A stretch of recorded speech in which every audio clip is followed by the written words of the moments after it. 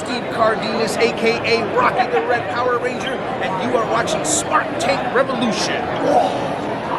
Welcome back to the SmarkTank Revolution, where we always kick out at 2. I'm your host, Mr. Donnie Wonderful, aka Big Time Donnie. We're going to get straight to it. We're here to talk about wrestling today. Specifically for you, Tony Khan. I know you guys see the thumbnail. I literally just made it. And let me explain where that came from. I was listening to Jim Cornette's podcast. As Joey Business and I, my esteemed colleague, we're wrestling degenerates. We watch everything. I just happen to also listen to everything as well. And him and Brian Last made such a great suggestion. Now, it's a hypothetical one. And I know we don't live in a perfect world where this may be even feasible to happen because of injuries and contract disputes and date belts and a bunch of other variables. But actually, I'm in the office right now. Let me make sure. Let me tell my secretary to hold all my calls. I don't want to be bothered while I'm going on this tangent here. All right, that's is that message. Hear that? That's the office phone. Putting the office phone all the way down. Nobody can get to us. Nobody can get to us. It's STR supporters. Donnie Wonderful, STR supporters. Let's get into this. Okay, so the major announcement that was made on Dynamite last Wednesday, the week directly after WrestleMania, in which I believe is honestly a response to WrestleMania. And God, there's been a lot of crazy things that's been going on since. But AEW will be in Wembley Stadium. WrestleMania, SummerSlam 1992 was there with over 70,000 or 80,000. You know how, the Enron math numbers. You can never tell what's really which.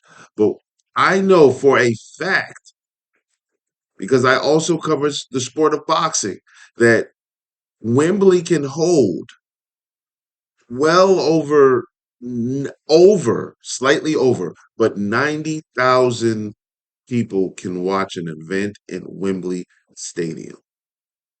Whether it's boxing, I don't remember the last time wrestling was there, but um, Anthony Joshua has sold out a Wembley, I believe when he fought. I'm gonna have to fact check this. I believe that Joshua and Klitschko was in Wembley. There's a lot of money to be made over there in the UK.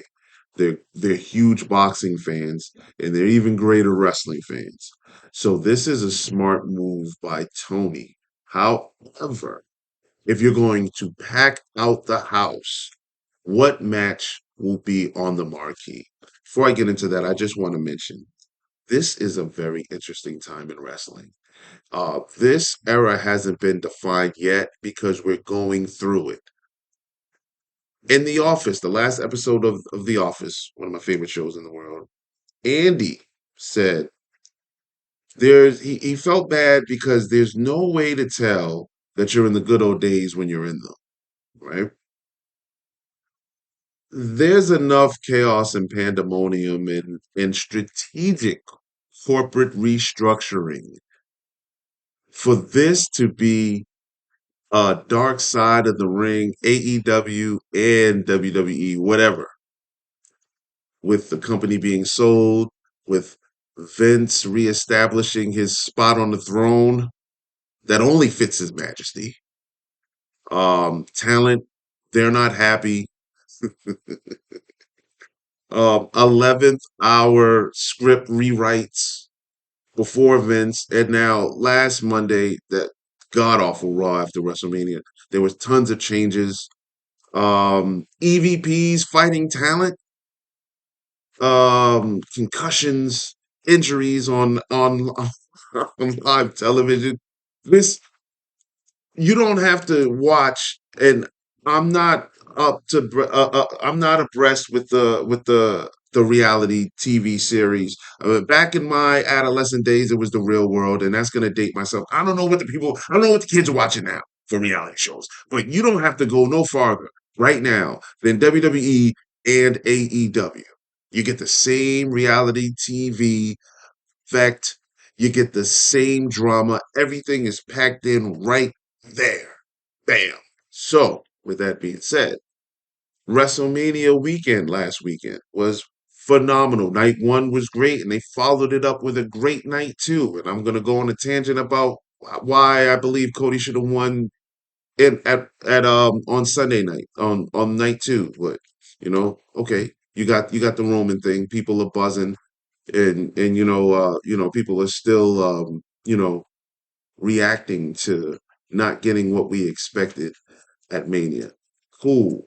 But when you have a powerful show and your competitors, no, well, not competition. I don't want to say that. I want to say the alternative decides that, hey, we're gonna jump into now we got something bubbling. But in my opinion, before I get to the thumbnail big, if Tony Khan were to book the Pillars match, as we're going to call it right now, the Pillars match, for the Triple B, Fatal Four Way for the Triple B, the Big Burberry belt, and that's current AEW champion MJF versus Darby Allin versus Jungle Boy versus Sammy Guevara. I think that's enough right there. There's enough young talent. I mean, that match would be all over the place. Um, people jumping off of, diving off of shit. MJF working as heelish as he possibly can, and inevitably, Darby Allin putting his body and life on the line, doing something. He'll probably dive off the roof of the stadium, not the roof of the stadium, but the edge of the stadium or something. He'll do something. He'll do something death defying. And one of these days, he's not going to defy death. So Darby, I'm a fan of yours. There's a video on this channel saying why I don't know why I can't get enough of this guy. We love Darby Allin, but we actually want to see you past 35. So I'm just saying, just kind of wrestle smarter if you can, if you can. But I'm not sure if it's an all out pay-per-view. But if they're in Wembley, it has to be a pay-per-view. Let's just say, all right, the AEW pay-per-view in Wembley Stadium. What's going to bring the people in the arena? What can move the needle? I mentioned earlier about reality shows, right? The best shoot reality show match that you can put together right now. And shout out to Jim Cornette and Brian Last for mentioning this. But you have the EVPs versus CM Punk and FTR. FTR and the Young Bucks are 1-1. Okay? You can also spread this and separate this because they need that rubber match that should have happened. That program, when FTR came in, FTR versus the Young Bucks, you could have dragged that out for God. Oh man, you could have done a whole year and a half program with that. That would never get old. They had the history. The only thing you could have added was the Briscoe brothers. The only thing that could have been added was the Briscoe brothers to shake things up. But on the AEW side, man, was that poor booking and mismanagement because that match should have happened a while ago. But, from what I hear, from what we hear, there's some, a little bit of let's call it professional animosity there. I'm sure Jackson Cash and Nick and Mac they get along well, but like as far as on the fan side, now this is I'm gonna make a reference. This is I want to say Sean versus Brett after WrestleMania 12 for those that's old enough to remember. If you were on one side of the pond, you cheered for your guy as he won. The boyhood dream came alive. But if you were on my side, you're like, man, F this guy, man. I can't wait for my wrestler to come back. Like that type of professional animosity, right? But then obviously CM Punk and Kenny, they got the real heat. But I'm pretty sure that it can be resolved. And like I said, in a perfect world, like, it would be resolved. But can you guys imagine what that would look like? that triple threat match on the marquee. CM Punk returns to AEW at Wembley with FTR. So we already know it's going to be a great match. We already know it's going to be a great match. You have three phenomenal architects on one side, and then you have the athletic acrobats, the innovators on the other side with Kenny Omega and the Young Bucks. And I don't think that there is a pairing that has the buzz or the ring ability to match what we would get out of that three-way I'm sorry, six-man tag match. And I challenge anyone listening who is active today that can match that pairing. They say just like in boxing, how we say styles makes fights. This is perfect. That pairing is absolutely perfect, and I mean with six guys, with a singles, a tag versus a singles and a tag. Let's think about it. Let's think about it real quick. Let's go to the WWE side. You can do Cody Rhodes. I don't want to give KO and Sammy. I know that it's the current tag team champions now, but and they work together numerous of times. But most of their careers they've been singles. I need a dedicated tag team on the other side of the pond that can match that. Who do you guys got? One of them can be the Usos. The Usos and who? You do Roman and the Usos, but that's essentially the bloodline. Um, who who are they? You can do New Day. You can do New Day.